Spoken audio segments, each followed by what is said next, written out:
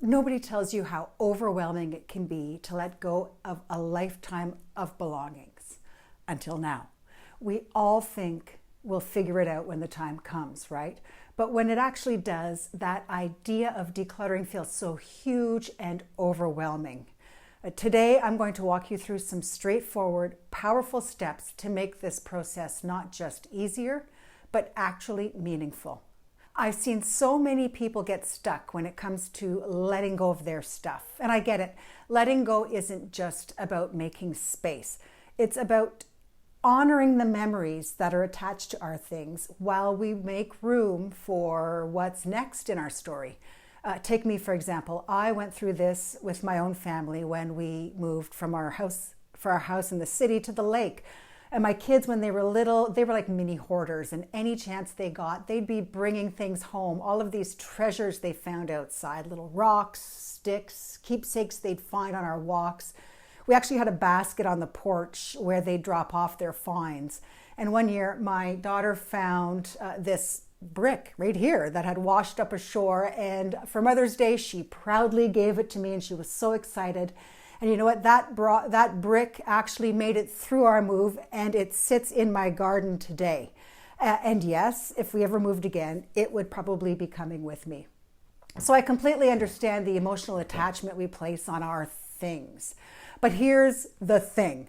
There are ways to manage those attachments, ways to let go without losing what matters most. And that's what I'm sharing today.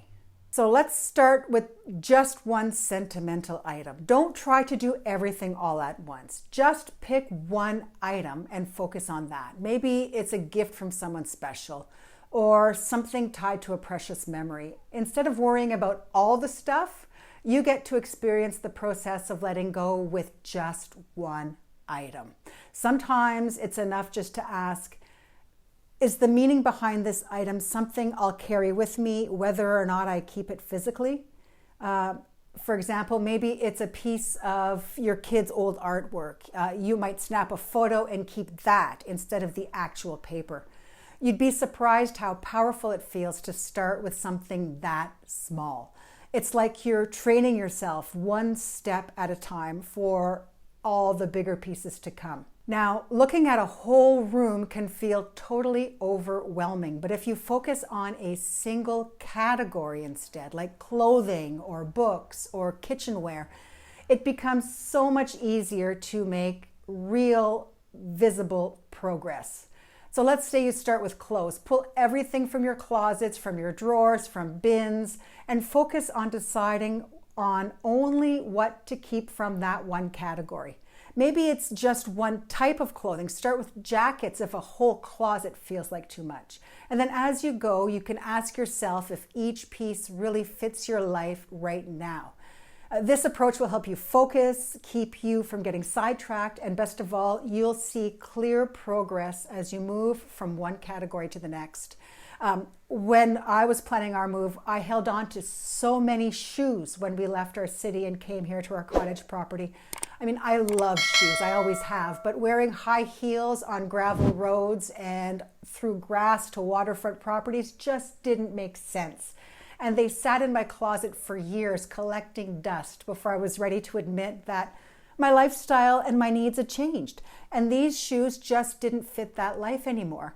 I mean, I kept two pairs. I've got a basic black pump because everyone needs one of those, and then some beautiful purple stilettos I found in Spain when I was in my 20s, and I carried them with me in a backpack through Europe. I may never wear those shoes again, but that one pair holds an entire summer of my memories, so they're not going anywhere. Speaking of memories, when it comes to those sentimental items like my purple shoes, it can be tough to let go. Things like family heirlooms or items from your kid's childhood can have a lot of meaning. But here's the trick. You can keep those memories without necessarily keeping the things. Imagine setting up a digital memory album where you can photograph each sentimental item and then jot down a quick note about its meaning. These digital photo books are so popular and they're very easy to create. It wouldn't take much to create a beautiful coffee table book of all of your collections and memories. And then you would even have a documented family history that you could pass down to future generations. It would allow you to look back on these items anytime you wanted without having to keep the physical clutter of the items around. And for some items, like that special rock that your child found or the random toy they insisted on saving, a photo might be all you need. You get to keep the memory and enjoy the extra space. Now let's talk about the 4-pile rule. I love the 4-pile rule for decluttering because it makes the whole process super organized.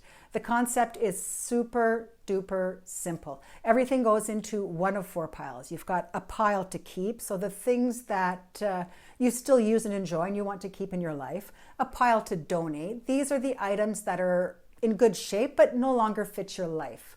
A pile to sell for anything valuable you're willing to put the effort into selling. But don't get too caught up on this one because selling can become a full-time job and a complete nightmare in and of itself. And then finally, you've got your pile to let go. These are the damaged or unusable items that you're going to have to toss. When you make a decision about each item, ask yourself, does this truly support my life now? The 4-pile rule keeps it simple, and it gives you a quick win with every item you sort. It may take a bit of time to go through everything and really think about how it fits into your life and your future. But you know what? By the end, it's going to be so satisfying to see just how much you've organized and let go of. Sometimes the best way to stay motivated is to imagine what your home could look like with a bit more breathing room. Take a minute to stop and picture your new space. Picture a decluttered space where everything has a place, where your favorite pieces really stand out, and where each room feels light and calm. And this visualization doesn't have to be elaborate. Just picture walking into a room that feels fresh, open, and peaceful. Every time you struggle to decide whether to keep or to toss, to let go, come back to this image of your ideal new space. It can make those tough decisions feel a bit easier and a bit more intentional. Planning is going to be important for your decluttering process. It can take time, so planning as far in advance of any moves you're planning is going to be crucial to getting this right. You don't want to end up boxing up your clutter just to have to start all over in your new space. I know it can feel tempting to try to tackle everything in one weekend, but here's the thing. Decluttering deserves your time and your patience. So set aside a realistic and manageable amount of time each week. Maybe you've got an hour on a Saturday morning, and then focus on one area at a time, finishing each area before moving on to the next. And pace yourself so that taking your time like this will let you stay thoughtful with each item without burning out. And remember, every small session will bring you closer to that calm, clutter-free home you're working towards. A slower pace might actually help you make better choices and will allow you to feel a little more in control. Now here's a big one. When you touch an item, make a decision. It's the touch it once rule. Pick the item up once and decide, do you keep it, do you donate it, or do you let it go?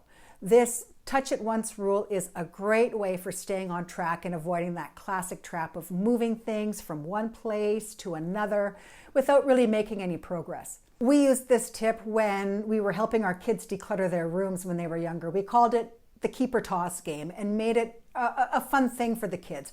When clutter started to pile up in the kids' rooms, either too many books, too many toys, too many just clutter in general, we would play the keep or toss game with them. We'd hold up an item and the kids would quickly decide to either keep it or toss it. So we would either donate it or trash it depending on the state of the item or what it is we were talking about. We let the kids follow their gut and we dealt with one item at a time to keep the clutter to a minimum in their bedrooms. Sometimes we got rid of a lot of things, sometimes we didn't get rid of anything, but the method really worked for us and it can be applied anywhere. So if you're going through, say, kitchen items, make that gut reaction decision for each piece as soon as you pick it up. This will not only help you stay efficient, but it keeps you moving forward in a purposeful way. Now that you've got some decluttering tools in your toolkit, it's time to take things one step further. In my next video, I'm sharing my top staging tips to make your freshly organized home shine, whether it's for guests or potential buyers. We'll talk about those small but impactful touches that make a house feel like a home. So if you're ready to bring your space to the next level, I'll see you there.